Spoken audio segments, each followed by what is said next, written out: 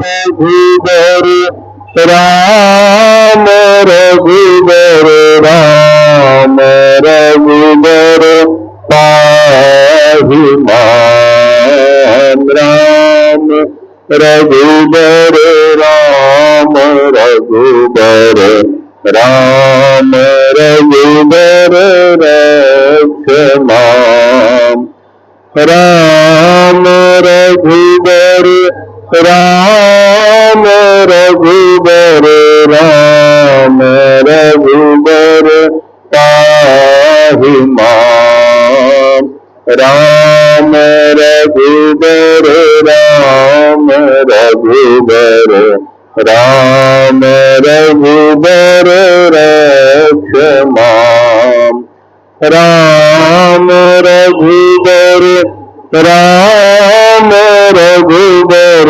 राम रघुबर पाहि मान राम रघुबर राम रघुबर राम रघुबर रक्ष माम राम रघुबर राम रघुबर राम रघुबर पाहि मान राम रघुबर राम रघुबर राम रघुबर रक्ष माम राम रघुबर राम रघुबर राम रघुबर पाहि मान राम रघुबर राम रघुबर राम रघुबर रक्ष माम राम रघुबर राम रघुबर राम रघुबर पाहि मान राम रघुबर राम रघुबर राम रघुबर रक्ष माम राम रघुबर राम रघुबर राम रघुबर पाहि मान राम रघुबर राम रघुबर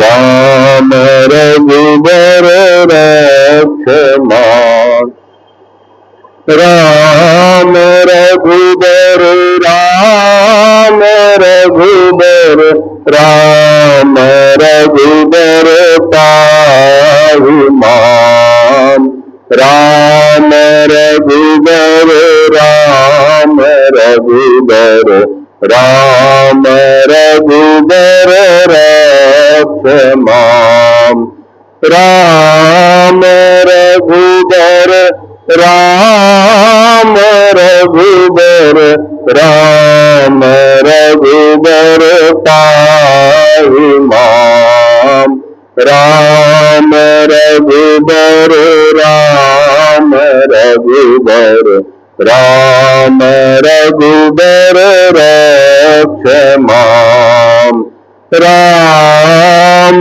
रघुबर राम रघुबर राम रघुबर पाहि मान राम रघुबर राम रघुबर राम रघुबर रक्ष माम ओम विश्वानि देव सवितर दुरितानि परासुव यद भद्रम तन्न आसुव। हे सकल जगत के उत्पत्ति करता, समग्र ऐश्वर्य सुखों के दाता परमेश्वर, आप कृपा करके हमारे संपूर्ण दुर्गुण दुर्व्यसन और दुखों को दूर कीजिए और कल्याणकारक का गुण कर्म स्वभाव व पदार्थ हमको प्रदान कीजिए। ओम हिरण्यगर्भः समवर्तताग्रे भूतस्य जातः पतिरेकयासीत् सदा धार पृथिवीं व्यामुते मां तस्मै देवाय हविषा विधेम। हे सुख स्वरूप परमात्मन, आप स्वप्रकाशित हैं। आपने सूर्य चंद्र आदि को उत्पन्न किया है। आप संपूर्ण जगत के स्वामी हैं। इस जगत के उत्पन्न होने से पूर्व से ही विद्यमान है। आपको प्राप्त करने के लिए हम आपसे प्रार्थना करते हैं। ओम आत्मदा बलदा यस्य विश्व उपासते प्रशुषम् यस्य देवाः यस्य छायामृतं यस्य मृत्युः तस्मै देवाय हविषा विधेम। हे आत्मज्ञान के दाता, सब विद्वान आपकी उपासना करते हैं। आपका आश्रय मोक्ष सुखदायक है। आपकी भक्ति न करना ही मृत्यु आदि दुख का हेतु है। हम आपकी प्राप्ति के लिए आत्मा और अंतःकरण से भक्ति करने में तत्पर रहे। ओम यह प्राण तो निमिषतो महित्वै इद्राजा जगतो बभूव यईशे अस्य द्विपदश्चतुष्पदः तस्मै देवाय हविषा विधेम। जो प्राण वाले और अप्राणी रूप जगत का राजा है, जो समस्त प्राणियों की रचना करता है, हम लोग उस सुख स्वरूप परमात्मा की सब कुछ उसे समर्पित करके उसकी आज्ञा पालन करते हुए उसकी उपासना व भक्ति करते हैं। ओम येन द्यौरुग्रा पृथिवी तद्धा येन स्वस्तभितं येन नाकः यो अंतरिक्षे रजसो विमानः तस्मै देवाय हविषा विधेम। जिस परमात्मा ने सूर्य पृथ्वी और समग्र सुखों को धारण किया, जो दुख रहित मोक्षदायक है, जो समस्त लोकांतरों का निर्माण करता है, हम उस पर ब्रह्म की प्राप्ति के लिए अपनी पूर्ण सामर्थ्य से भक्ति करें। ओम प्रजापते नात्यदेतान्यो विश्वाजातानि परिता बभूव यत्कामास्ते जुमस्तन्नो अस्तु वयम् श्याम पतयोरयीणान्। हे परम पिता परमात्मा, आप ही जगत को बनाने वाले सर्वव्यापी और सर्वोपरि हैं। हम लोग जिस पदार्थ की कामना से आपकी भक्ति करें, हमारी वह कामना सिद्ध हो। हम लोग धन ऐश्वर्य के स्वामी हो। ओम सनो बंधुर्जनिता सविधाता धामानि वेद भुवनानि विश्वा यत्र देवामृतमानसानास्त्रतीये धामन्न भैरयन्त। हे परमात्मा, आप ही भ्राता के समान सुखदायक, सकल जगत के उत्पादक व सब कामनाओं को पूर्ण करने वाले हैं। जिस नित्यानंद युक्त परमात्मा में ध्यान लगाकर विद्वान लोग मोक्ष प्राप्त कर स्वेच्छा पूर्वक विचरते हैं, वही परमात्मा अपना गुरु व आचार्य है। हम लोग मिलकर सदा उसी की भक्ति करें। ओम अग्निनाय सुपथाराय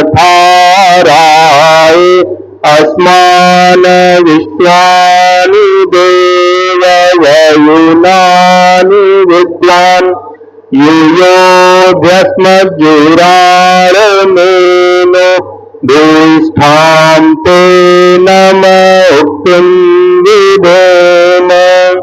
हे परम पिता परमेश्वर, कृपया संपूर्ण विद्या युक्त धर्म युक्त आप लोगों के द्वारा हम लोगों से संपूर्ण प्रज्ञान और उत्तम कार्य कराइए। हमसे कुटिल युक्त पाप रूप कर्मों को दूर कीजिए। हम लोग आपकी स्तुति सदा नम्रता पूर्वक किया करें और सर्वदा आनंद में रहें।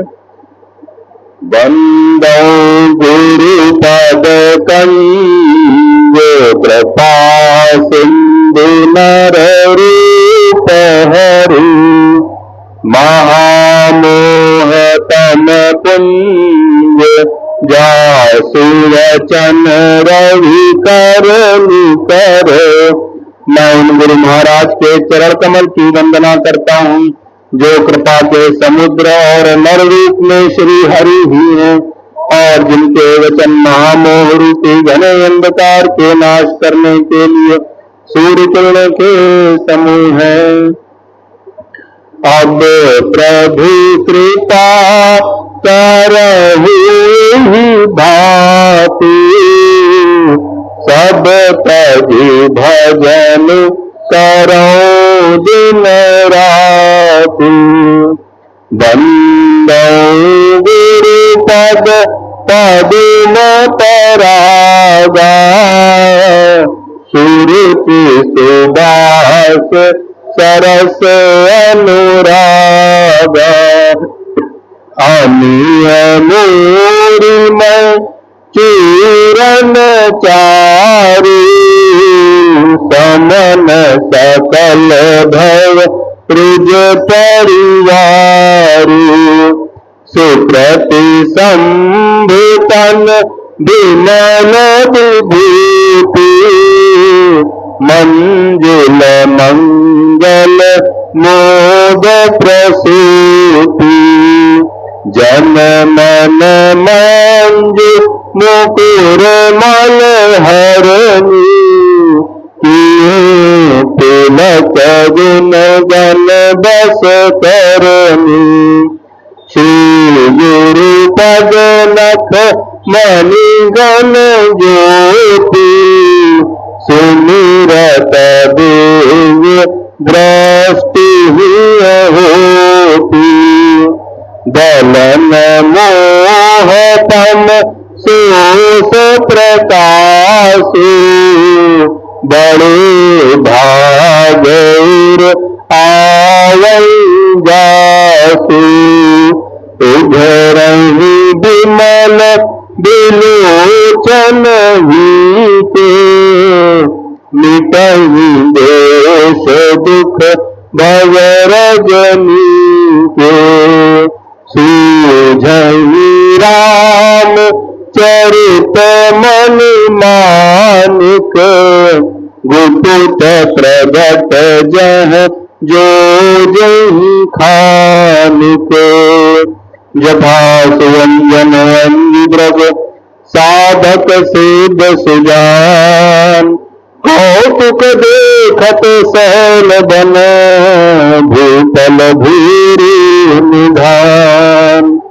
नाथ सकल साधन महीना कीन्ही कृपा जानी जन दीना। सुनहु राम स्वामी सन चलन चातुरी मोर प्रभु अजहु मैं पापी अंत काल गति थोर। गुरु ब्रह्मा गुरु विष्णु गुरुदेवो महेश्वरा गुरु साक्षात् परम ब्रह्म तस्मै श्री गुरुवे नमः। ध्यान मूलम गुरु मूर्ति पूजा मूलम गुरुपदम मंत्र मूलम गुरु वाक्यम मोक्ष मूलम गुरु कृपा।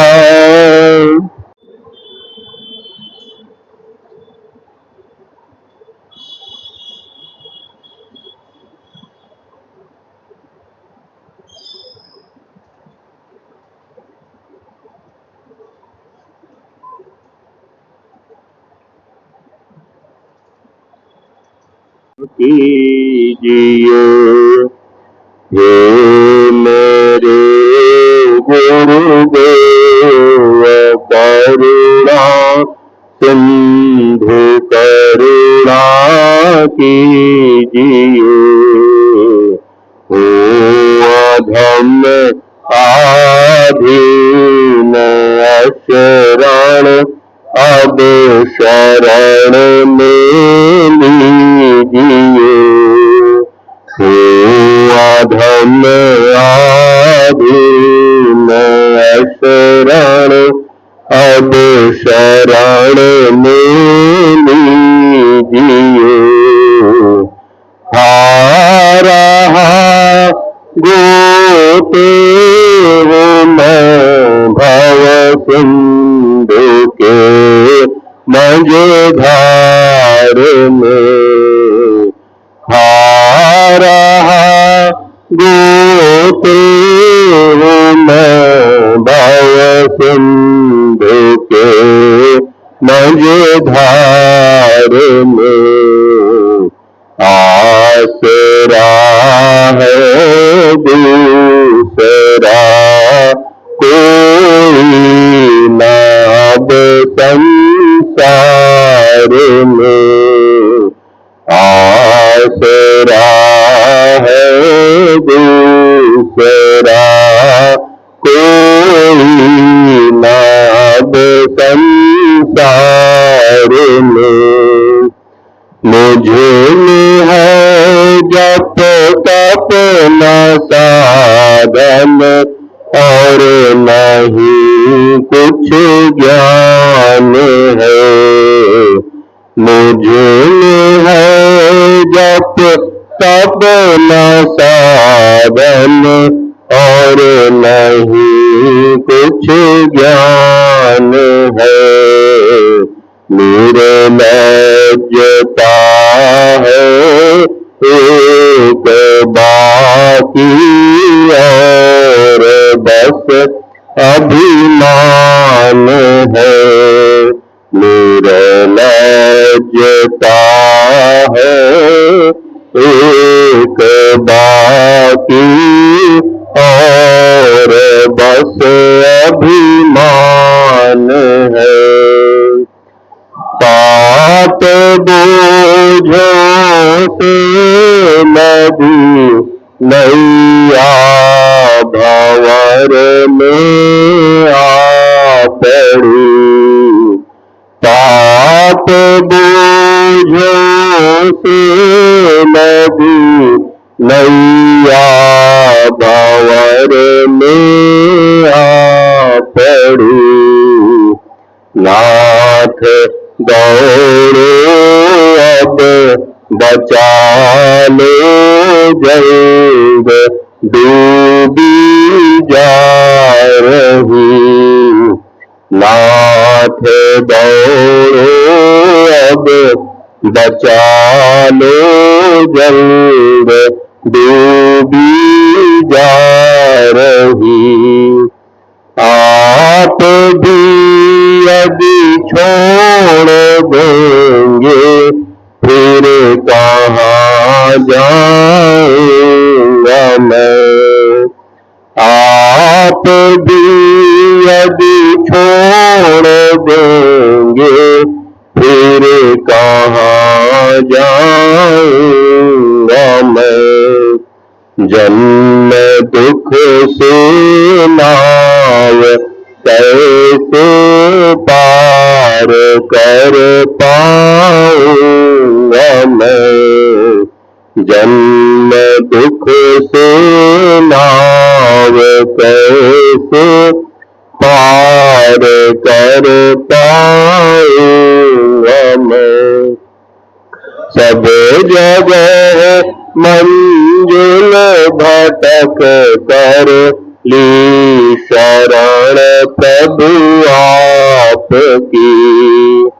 सब जगह मंजिल भटक कर ली शरण प्रभु आपकी। पार करना या न करना दोनों मर्जी आपकी।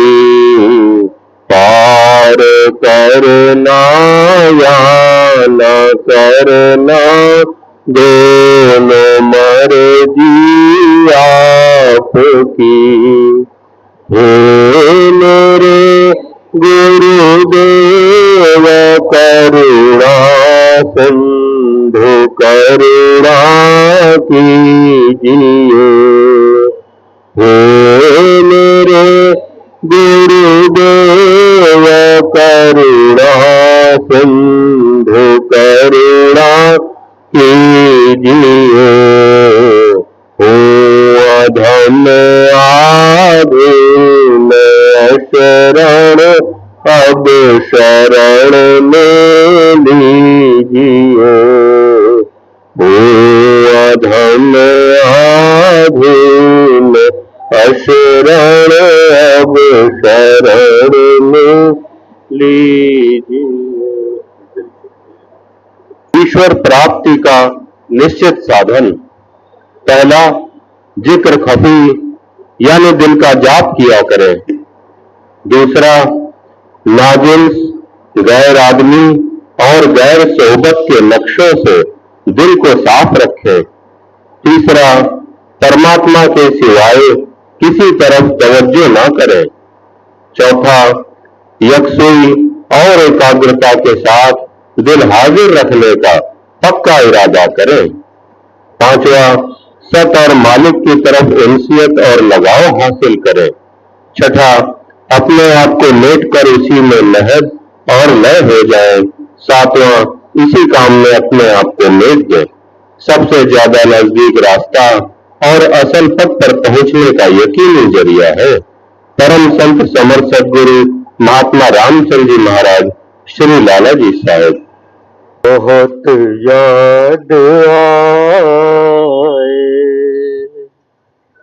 वो जब याद आए, बहुत याद आए गमे जिंदगी के अंधेरों में हमने चिराग मोहब्बत जलाए बुझाए। वो जब याद आए, बहुत याद आए। आहटें जाग उठी रास्ते हंस दिए, थाम कर दिल उठे हम किसी के लिए। कई बार ऐसा भी धोखा हुआ है, चले आ रहे हैं वो नजरें झुकाए। वो जब याद आए, बहुत याद आए। दिल सुलगने लगा, अश्क बहने लगे, जाने क्या क्या हमें लोग कहने लगे, मगर रोते रोते हंसी आ गई है, ख्यालों में आकर वो जब मुस्कुराए, वो जब याद आए, बहुत याद आए, वो जुदा क्या हुए, जिंदगी खो गई, वो जुदा क्या हुए, जिंदगी खो गई, शम्मा जलती रही, रोशनी खो गई, बहुत कोशिशें की, मगर दिल न बहला, कई साज छेड़े, कई गीत गाए, वो जब याद आए, बहुत याद आए।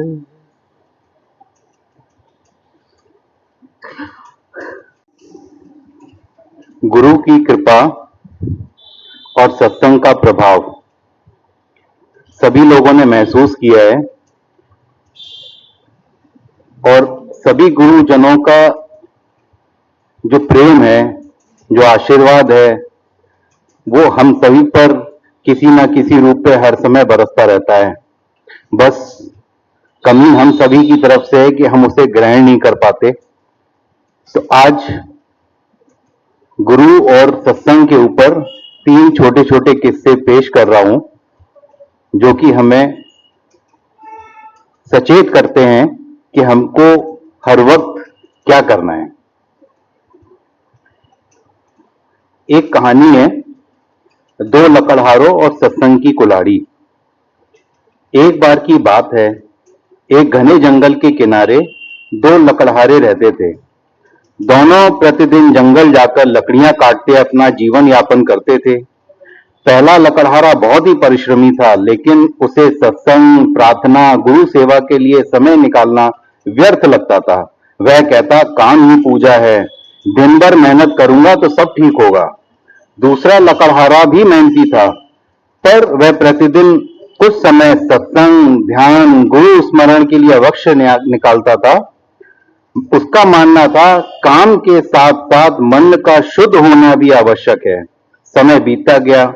आश्चर्य की बात यह है कि जो व्यक्ति प्रतिदिन सत्संग जाता था, वह कम समय काम करने के बाद भी अधिक लकड़ियां लेकर लौटता था। पहला लकड़हारा यह सब देख के बहुत परेशान हुआ। एक दिन उसने पूछ ही लिया, भाई मैं सुबह से शाम तक बिना रुके काम करता हूं, तुम बीच में सत्संग भी चले जाते हो, फिर भी मुझसे अधिक सफलता तुम्हें कैसे प्राप्त होती है? दूसरा लकड़हारा मुस्कुराया और बोला, मैं तुम्हें कल उत्तर दूंगा। अगले दिन दोनों जंगल गए। दोपहर में सत्संग जानने वाला लकड़हारा कुछ देर के लिए बैठ गया और अपनी कुल्हाड़ी को पत्थर पर घिसने लगा। पहला लकड़हारे ने कहा, समय बर्बाद मत करो, इतने समय में बहुत सारे पेड़ कट जाएंगे। दूसरे ने उत्तर नहीं दिया। शाम को उसने पूछा, क्या तुम जानते हो मैं हर दिन सत्संग में क्या करता हूं? पहले ने कहा, नहीं। दूसरे ने कहा, जैसे मैं अपनी कुल्हाड़ी की धार तेज करता हूं, वैसे ही सत्संग मेरे मन की धार को तेज करता है। तुम्हारी कुल्हाड़ी लकड़ी काटती है मेरी, लेकिन सत्संग मन के अज्ञान को काटता है। जब मन थक जाता है, उलझ जाता है, अहंकार और चिंता में भर जाता है, तब मेहनत भी बढ़ जाती है लेकिन परिणाम कम हो जाते हैं। सत्संग मन को शांत, एकाग्र और शक्तिशाली बनाता है। पहला लकड़हारा कुछ सोच में पड़ गया। कुछ दिनों के बाद दोनों एक संत महात्मा के सत्संग में पहुंचे तो संत ने कहा, मनुष्य संसार में सफलता के लिए बहुत कुछ करता है, पर अपने मन की धार तेज करने के लिए उसके पास समय नहीं है। जिस प्रकार बिना धार की कुल्हाड़ी पेड़ काटने में संघर्ष करती है, उसी प्रकार बिना सत्संग का मन जीवन की समस्याओं में जूझता रहता है। सत्संग समय की बर्बादी नहीं, जीवन की सबसे बड़ी कमाई है। कुछ वर्षों बाद पहला लकड़हारा भी नियमित सत्संग आने लगा। उसकी आर्थिक स्थिति तुरंत नहीं बदली, लेकिन उसका स्वभाव बदल गया। चिंता कम हुई, क्रोध कम हुआ, शिकायतें कम हुई, कृतज्ञता बढ़ी और उसने अनुभव किया कि वास्तविक सुख धन से नहीं लेकिन मन की शांति से मिलता है। आज के युग में हम सभी किसी न किसी रूप में लकड़हारे हैं। कोई नौकरी में व्यस्त है, कोई व्यापार में व्यस्त है, कोई परिवार की जिम्मेदारियों में व्यस्त है। हम दिन भर पेट काट रहे हैं लेकिन अपनी आंतरिक कुल्हाड़ी को तेज करने का समय नहीं निकाल रहे हैं। सत्संग मन की अशांति कम करता है, गुरु पर विश्वास दृढ़ करता है, अहंकार को गलाता है, जीवन की कठिनाइयों को सहने की शक्ति देता है और परमात्मा की ओर बढ़ने का मार्ग प्रशस्त करता है। सभी संतों का अमूल्य संदेश है, रोजी रोटी के लिए काम करो लेकिन आत्मा के लिए सत्संग करो। संसार शरीर को भोजन देता है, सत्संग आत्मा को। जो व्यक्ति नियमित सत्संग से जुड़ा रहता है वह धीरे धीरे परिस्थितियों का नहीं अपने मन का स्वामी बनता है। गुरु कृपा और सत्संग की सबसे बड़ी पहचान यह नहीं कि समस्याएं समाप्त हो जाएंगी, बल्कि यह है कि समस्याओं के बीच भी मन परमात्मा में स्थिर रहने लगेगा। एक और किस्सा है गुरु के जूते। एक छोटे से नगर में एक युवक रहता था। वह वर्षों से सत्संग जा रहा था, भजन करता, अपने गुरु महाराज के प्रति उसकी बहुत श्रद्धा थी। लेकिन उसके मन में हमेशा एक बात खटकती थी, मैं इतने वर्षों से सत्संग आ रहा हूं, फिर भी मुझे कोई विशेष आध्यात्मिक अनुभव क्यों नहीं होता। जब भी वह किसी पुराने साधक को देखता जो गुरु प्रेम में डूबा रहता है, उसके आंसू आ रहे हैं, उन सबको देख के उसको ईर्ष्या सी होने लगती।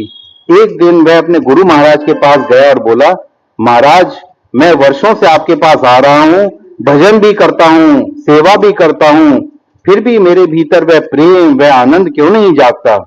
गुरु महाराज मुस्कुराए, उन्होंने उत्तर नहीं दिया, बस इतना कहा, कल प्रातः मेरे साथ चलना। अगली सुबह गुरु महाराज उसे लेकर गांव की ओर चल पड़े। रास्ते में धूल भरी पगडंडी थी। चलते चलते गुरु महाराज के जूतों में मट्टी लग गई। कुछ दूर जाने के बाद गुरु महाराज पेड़ के नीचे बैठ गए। उन्होंने जूते उतार के युवक से कहा, इसे साफ करो। युवक के मन में विचार आया, मैं कोई नौकर थोड़ी हूं, इतने बड़े प्रश्न का उत्तर पूछने आया हूं और मुझे जूते साफ करने को कहा जा रहा है। लेकिन उसने कुछ नहीं कहा, मन मारकर जूते साफ किए। थोड़ी देर बाद गुरु महाराज फिर बढ़े आगे। कुछ दूरी पर वर्षा के कारण कीचड़ था, जूते फिर गंदे हो गए। उन्होंने फिर साफ करने को बोला। इस बार युवक खींच और बढ़ गई, लेकिन फिर भी उसने जूते साफ करे। पूरे दिन यही क्रम चलता रहा, जूते गंदे होते वो साफ करता। शाम तक उसका धैर्य जवाब दे गया। आखिरकार उसने कह ही दिया, महाराज, मैं आत्मज्ञान पूछने आया था, पूरे दिन जूते ही साफ करवा रहे हैं। गुरु महाराज ने प्रेम से उसकी ओर देखा और बोले, वत्स, आज तुम्हें तुम्हारे प्रश्न का उत्तर मिल गया। युवक आश्चर्यचकित होकर बोला।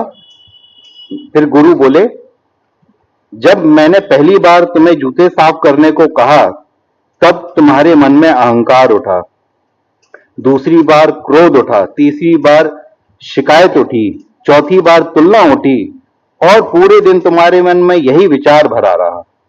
फिर गुरु महाराज धीरे से बोले, जिस मन में अहंकार, क्रोध, शिकायत, तुलना भरी हो, उस मन में प्रेम कैसे उतरेगा। जिस पात्र में पहले से ही कचरा भरा हो, उसमें अमृत में कैसे डालूं। युवक की आंखें भर आईं। उसे समझ में आने लगा कि समस्या भजन में नहीं है, समस्या मन की अशुद्धि में है।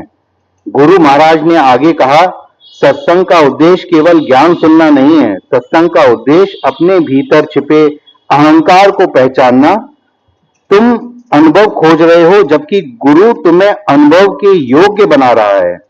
उस दिन वह युवक बहुत रोया, लेकिन पहली बार उसकी आंखों में शिकायत नहीं, कृतज्ञता के आंसू निकले। वर्षों बाद कोई उससे पूछा, तुम्हें गुरु महाराज ने क्या बड़ा उपदेश दिया है? तो उसने कहा, मुझे कोई बड़ा प्रवचन नहीं मिला, मुझे केवल गुरु के जूते साफ करने का अवसर मिला था और उसी ने मेरा मन साफ कर दिया। आज अधिकांश साधक ये सोचते हैं, मुझे ध्यान में प्रकाश क्यों नहीं दिखाई देता, मुझे आनंद क्यों नहीं आता, मुझे अनुभव क्यों नहीं हो रहे। लेकिन संत कहते हैं, अनुभव पाने की जल्दी मत करो, पात्रता बनने की चिंता करो। क्योंकि गुरु का प्रेम सूर्य की तरह सदैव बरस रहा है। यदि कुछ बाधा है तो वो सूर्य में नहीं है, बल्कि हमारे मन के बादल में है। सत्संग की सबसे बड़ी शिक्षा, सत्संग सुनना आसान है, सत्संग को अपने अहंकार पर लागू करना कठिन है। जो साधक अपने दोष देखते रहते हैं, उसकी आधी आध्यात्मिक यात्रा पूरी हो जाती है। गुरु हमें नया कुछ नहीं देते, वे हमारे भीतर छिपी धूल हटाकर हमारे वास्तविक स्वरूप का दर्शन करा देते हैं। सच्चा सत्संग यह नहीं जो सबसे अधिक बोलता है, बल्कि वह है जो गुरु के संकेत को समझकर स्वयं को बदलना शुरू कर देता है। एक छोटा सा तीसरा किस्सा और है। श्री राम रघुवर आश्रम की परंपरा से प्रेरित यह आध्यात्मिक कथा है और यह कथा उन संतों की शिक्षाओं से प्रेरित है जो सदैव कहते रहते हैं, सत्संग केवल सुनने की वस्तु नहीं, जीने की साधना है। एक बार एक युवक नियमित रूप से आश्रम में आता था। वह सत्संग भी सुनता था, सेवा भी करता था और भजन भी करता था, लेकिन उसका मन बहुत चंचल था। कभी किसी की प्रशंसा सुनता तो प्रसन्न हो जाता, कभी किसी की आलोचना सुनता तो दुखी हो जाता, कभी सेवा से उत्साहित हो जाता तो कभी छोटी छोटी बात पे उसका मन खिन्न भी हो जाता। एक दिन उसने अपने गुरु महाराज से पूछा, महाराज, मैं वर्षों से सत्संग कर रहा हूं, फिर भी मेरा मन स्थिर क्यों नहीं होता? संत मुस्कुराए और बोले, आज रात मेरे साथ चलना। रात्रि में संत उसे आश्रम के पीछे खुले मैदान में ले गए। वहां उन्होंने एक छोटा सा दीपक जलाया और युवक के हाथ में दे दिया और फिर बोले, इसे लेके मैदान के उस पार जाओ और वापस आओ। युवक चल पड़ा। रास्ते में तेज हवा चल रही थी। वह दोनों हाथों से दीपक बचाने लगा। कभी इधर से हवा आ जाती तो कभी उधर से हवा आ जाती। उसका पूरा ध्यान केवल दीपक की लौ को बचाने में लगा रहा। काफी कठिनाई से वह वापस लौट पाया। संत ने पूछा, रास्ते में कौन कौन मिला? युवक बोला, मुझे कोई याद नहीं। किसी ने क्या कहा, ध्यान ही नहीं। हवा कितनी तेज चल रही थी, वह भी पता नहीं महाराज, मैं तो केवल दीपक बचाने में लगा था। संत मुस्कुराए, फिर बोले, यही साधना है। यह दीपक तुम्हारा मन है और यह हवा संसार है। फिर उन्होंने कहा, संसार में लोग प्रशंसा भी करेंगे, आलोचना भी करेंगे, कभी लाभ भी होगा, कभी हानि भी होगी, कभी सम्मान मिलेगा, कभी अपमान मिलेगा। यदि तुम्हारा ध्यान हर आने जाने वाली हवा पे लगा रहेगा तो दीपक बुझ जाएगा, लेकिन यदि ध्यान दीपक पर रहेगा तो हवा तुम्हारा कुछ नहीं बिगाड़ पाएगी। युवक शांत होकर सुनता रहा। संत ने कहा, सत्संग का उद्देश्य हवा रोकना नहीं है, सत्संग का उद्देश्य दीपक बचाना सिखाता है। उस दिन युवक को एक गहरी बात समझ में आ गई। वह अब लोगों के व्यवहार को बदलने की कोशिश नहीं करता था, वह अपने मन की लौ को संभालने लगा। धीरे धीरे उसकी भीतरी स्थिरता आने लगी। श्री राम रघुवर आश्रम की संत परंपरा में अक्सर यह भाव देखने को मिलता है। संसार को बदलने में जीवन बीत जाएगा, लेकिन स्वयं को बदल लिया तो जीवन सफल हो जाएगा। आज के युग में सबसे बड़ी समस्या यह नहीं कि परिस्थितियां कठिन है, समस्या यह है कि हमारा ध्यान परिस्थितियों पर अधिक और अपने अंतर मन पर कम है। सत्संग हमें सिखाता है, प्रतिक्रिया नहीं, धैर्य रखें, शिकायत ना करते हुए स्वीकारें, अहंकार ना करते हुए विनम्रता करें, चिंता ना करते हुए गुरु पे विश्वास रखें, भटकाव ना करते हुए परमात्मा स्मरण करते रहें। एक संत का सुंदर वचन है, नाव पानी में रहे तो कोई नुकसान नहीं है, पर पानी नाव में आ जाए तो डूबना निश्चित है। उसी प्रकार संसार में रहो, लेकिन संसार को अपने मन में मत बसाओ। और यह कला सत्संग, सेवा, सुमरन और सद्गुरु की कृपा से ही संभव है।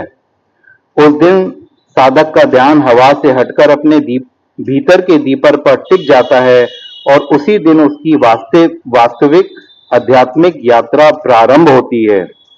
परम पूज्य संत जैसे लाला जी महाराज, चच्चा जी महाराज, रामनारायण वर्मा जी महाराज, विशंबर प्रसाद श्रीवास्तव जी महाराज तथा अन्य महान संतों ने सदैव यही शिक्षा दी है, गुरु पर विश्वास रखो, नियमित सत्संग करो, नाम स्मरण करो और ध्यान करते रहो। परिणाम की चिंता मत करो। आज के युग में साधक को सबसे बड़ी परीक्षा बाहरी कठिनाई नहीं बल्कि विश्वास को बनाए रखना है। जब मन कहे कि कुछ नहीं हो रहा, तब भी अभ्यास जारी रखना ही सच्ची साधना है। सूर्य के निकलने से पहले सबसे अधिक अंधकार होता है। गुरु की कृपा का अनुभव तुरंत नहीं लेकिन निश्चित रूप से होता है। सत्संग का मार्ग फूलों का नहीं, विश्वास का मार्ग है। जो टिक गया वही पार हो गया। यही कथा हमें सिखाती है, गुरु का हाथ कभी छूटता नहीं है, लेकिन हमारी दृष्टि कभी कभी उसे देख नहीं पाती। और इसी से जुड़ा हुआ एक जो पेशकार जी महाराज ने लिखा हुआ है उधर पर, प्रभु दयाल जी महाराज ने, गुरु का निज रूप प्रकाश ही नहीं बल्कि प्रकाशक है। यानी जो चीज प्रकाश देती है वही गुरु का निज रूप है। जैसे सूर्य और धूप, अर्थात गुरु धूप नहीं सूरज है। सूरज को देखने की कोई ताब नहीं रखता, इसलिए धूप को देखकर सूरज की मौजूदगी का ख्याल हो जाता है। बस यही एक छोटा सा संदेश है। जय श्री राम।